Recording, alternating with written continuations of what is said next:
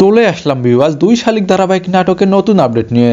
ঝিলিক আশ্রমে গুরুজির সাথে দেখা করে আখির মা রাধা মাসিকে মারতে চেয়েছিল পেয়ারকে, এটা জেনে গেল ঝিলিক। হ্যাঁ বন্ধুরা, এমনটাই দেখতে পারবো দুই শালিক ধারাবাহিক নাটকের আগামী পর্বগুলোতে। ঝিলিক আশ্রমে প্রধান গুরুজির সাথে দেখা করতে চাইলে তখন গুরুজি বলে, ঠিক আছে, তাহলে তোমরা আমার আশ্রমে চলে আসো, তখন আমি আপনাদের সব কিছু খুলে বলবো।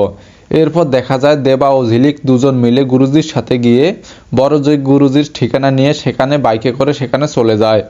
আর গুরুজির প্রণাম করে বলে, গুরুজি আপনার সাথে অনেক কথা আছে আর অনেক বিষয় জানারও আছে। এরপর ঝিলিক গুরুজির কাছে সকল সত্য ঘটনা খুলে বলে আর বলে, আমার বোন আখির লকেটে রাধামাসির ছবি কেন ছিল এই বিষয়টা আমাদের জানা খুবই জরুরি। ওকে, আমি আপনাদের সব কিছু খুলে বলছি।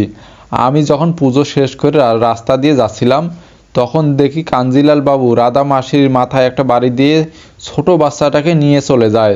তারপর আমি রাধা মাসিকে নিয়ে আশ্রমে চলে আসি। তারপর আমি জানতে পারছি এসব করেছে সব কিছু সম্পত্তি ভোগ করার জন্য। এই কাঞ্জিলাল বাবু পেয়ারকে অনিমেষ রায়কে ফাঁসিয়ে সকল সম্পত্তি ভোগ করার জন্য এই কাজ করেছে। হ্যাঁ বন্ধুরা, এরপর কি কাঞ্জিলাল বাবু পারবে তার সব সম্পত্তি ভোগ করতে, নাকি পারবে না? তোমরা কমেন্ট করে জানিয়ে দাও। এবং পরবর্তী আপডেট পেতে আমাদের চ্যানেলটি সাবস্ক্রাইব করে পাশে থাকুন এবং বেল আইকনটি অন করে সাথেই থাকুন।